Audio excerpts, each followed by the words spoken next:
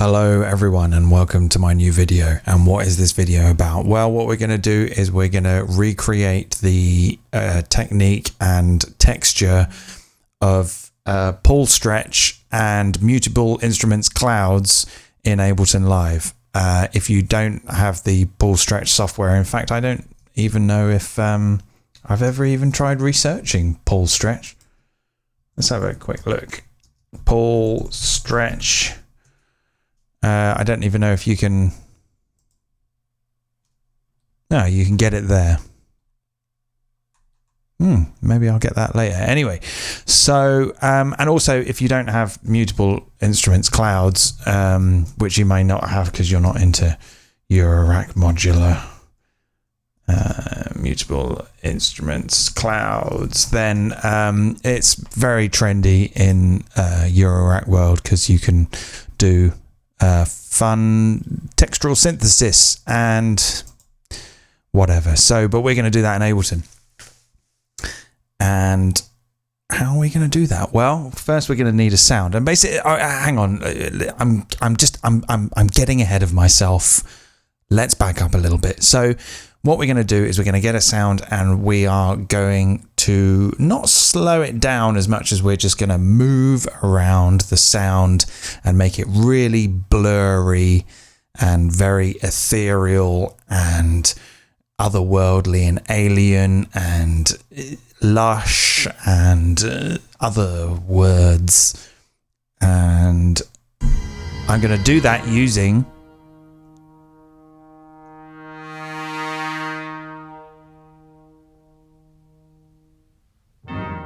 this.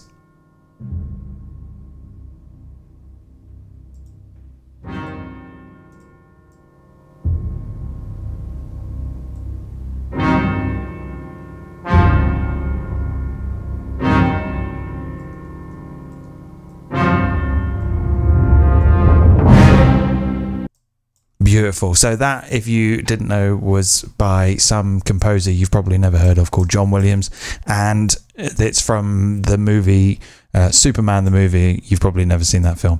And what we're going to do is we're going to turn that into a big cloud of drone, and we're going to do that by using sampler, and we're going to drop in our sample, and we're going to put sustain mode on to forward, maybe forward backward. Let's go forward backward. And then what we're going to do is we're just going to get a tiny little fraction of it like this. And you will need a keyboard.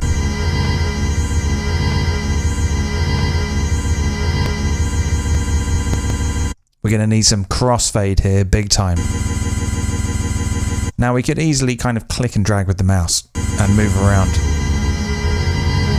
Oh, sorry, we need to put link on. Let's put link on. That will link the start position with the loop start position. That's very important.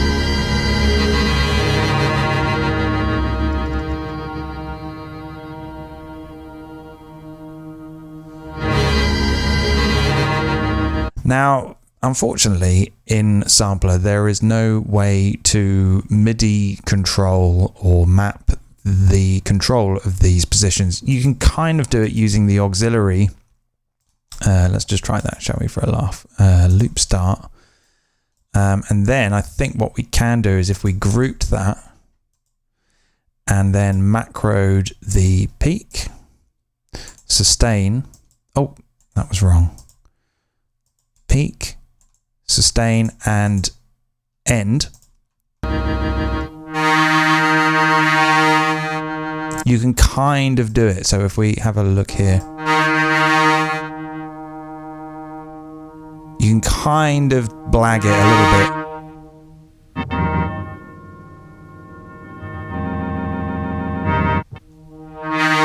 bit. We're kind of going for a wavetable granular synth jam here. That actually works quite well, I think. Okay, so what we need to do to make it a little bit more cloudy is to add some noise to the loop start position. We're going to add some noise modulation to the loop start position. We're going to use LFO2. We're going to assign that to the loop start. And we're just going to, well, we're going to put it really fast up to 30 hertz, which is actually not that fast, really. but it'll have to do for now. So let's find a position we want.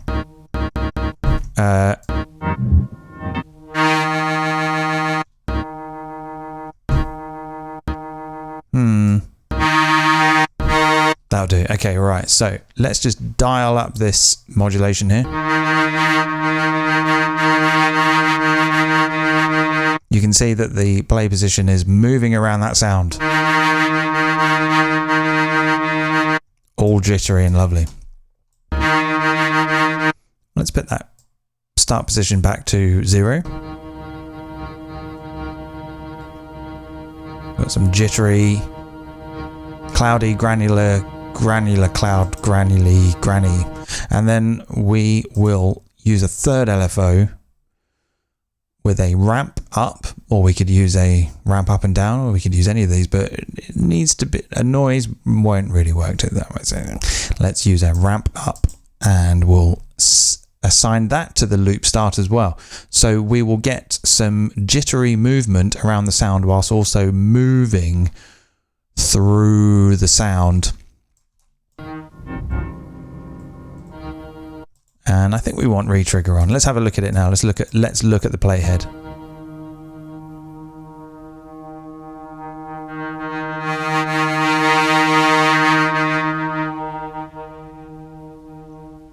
Lovely stuff.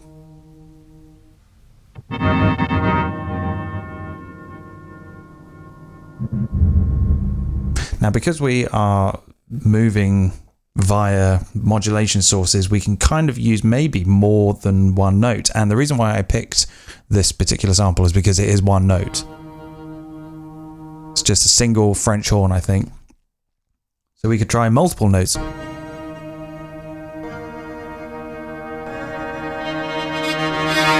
Did I just play the Star Trek theme?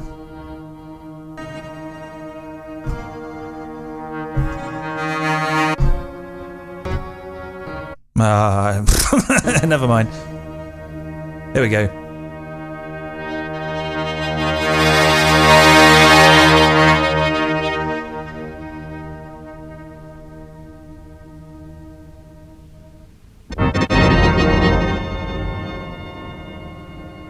That wasn't so good. These bits maybe not so good. Let's keep going. Let's see how far it goes.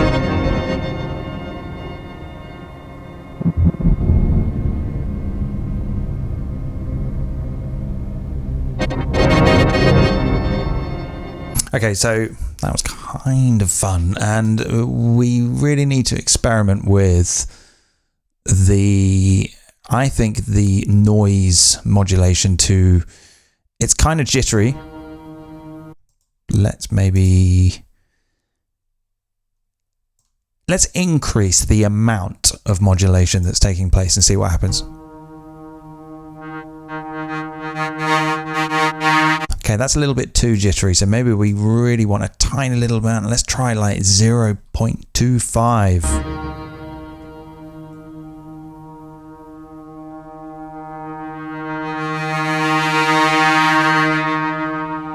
That's kind of nice. And then we could bring this down even more. 0.01 hertz.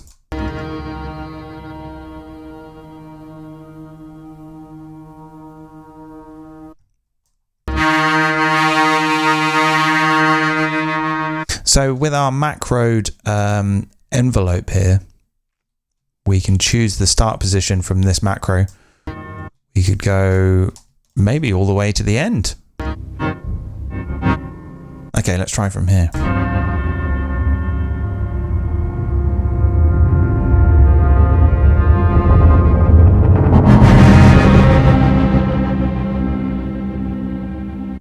Okay, let's go back to the beginning. So it's a little bit obvious that we're kind of moving around the sound. We need to blur it a little bit. And we're going to do that using some reverb. Let's chuck a reverb on here.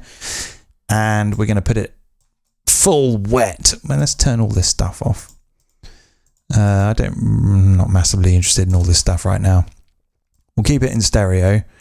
And we'll pretty much just play around with the size and the decay.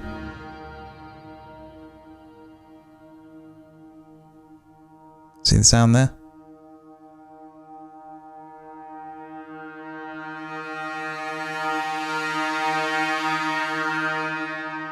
So that's kind of blurred the sound a little bit, so we can't hear the jitteriness. It actually kind of sounds like a very long, slow, smooth drone.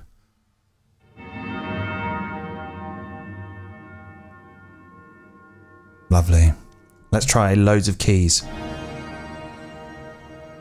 It's a little quiet though. We can make it a little bit louder. Let's turn all this gubbins up. Let's turn this off. What can we do to make it a little bit louder?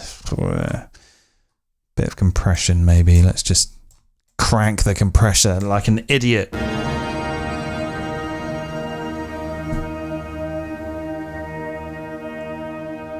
Lovely.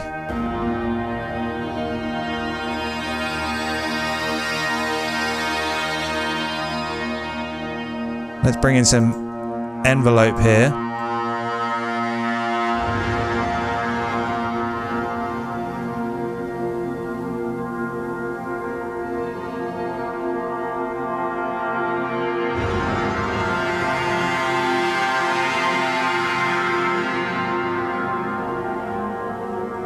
Still a little bit quiet.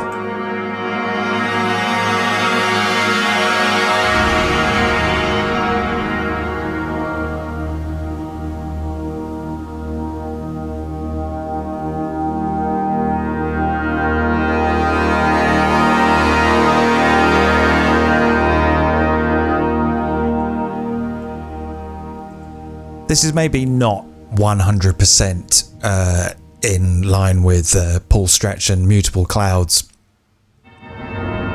but the idea is there of having some control over how we move around the sound. Like, we could do it just with a clip.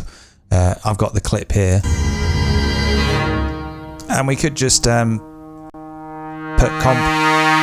complex or maybe texture and just slow it down loads, and the flux will give it that kind of wibbly wobbly jittery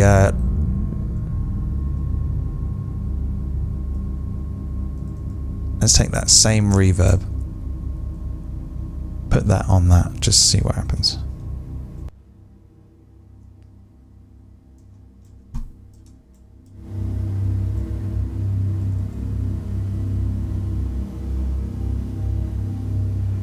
It's kind of good actually.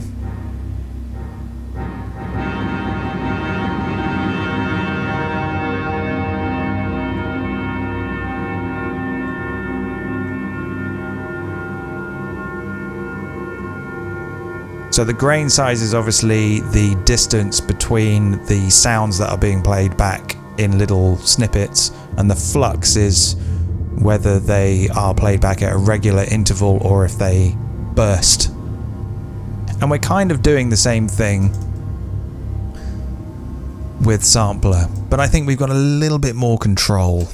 And also we can have chords like this.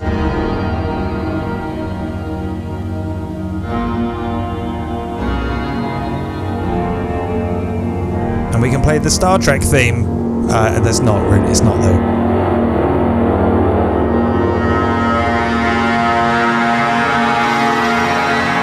And we can have envelopes.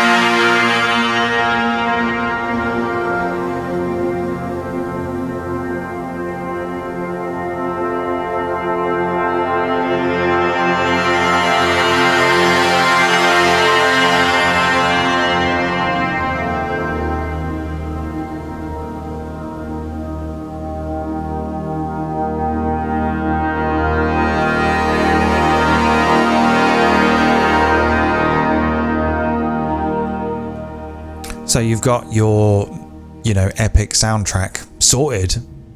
Just get like one sample of a French horn going, and then slow it down.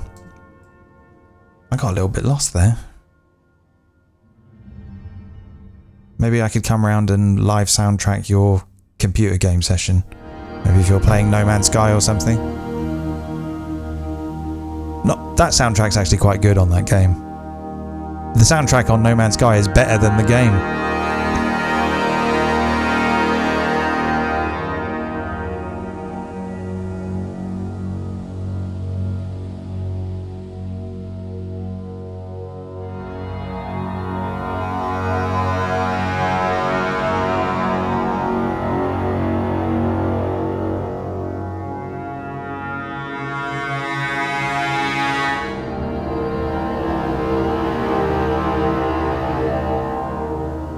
We could play around with larger delay times and a smaller reverb size to give a different texture.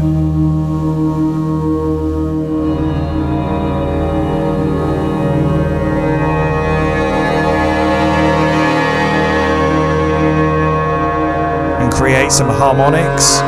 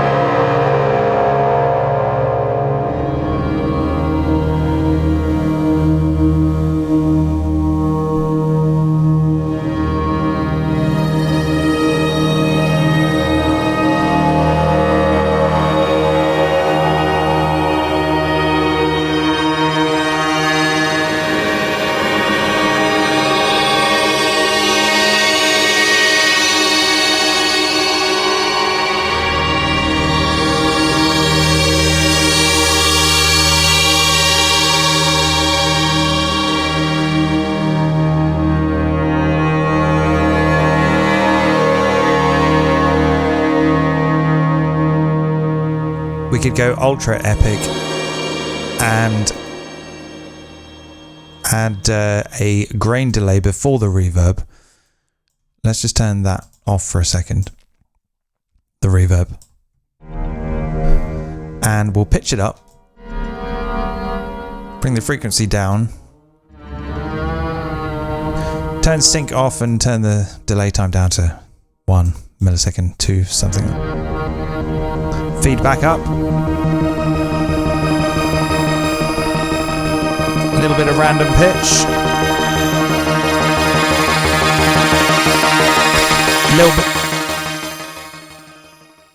Little bit of spray, which I can't help but giggle at because I'm a child.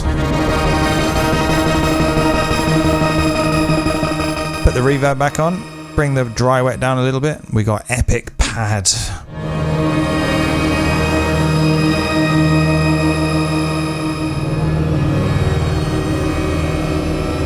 We're getting into ultra doom sci-fi here.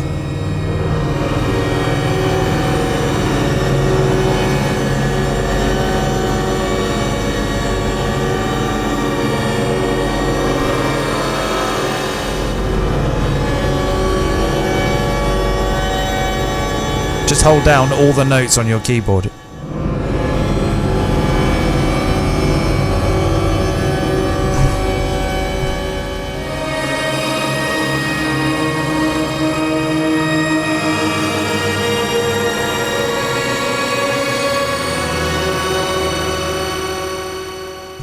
So yeah, epic drones, textures, cloud, time stretching kind of, but also polyphonic as well. So we can turn that reverb off and just listen to.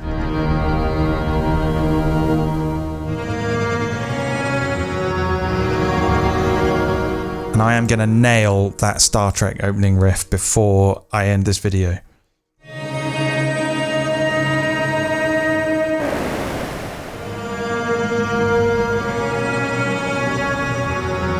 No, what is it? What is that? I can never get that last note.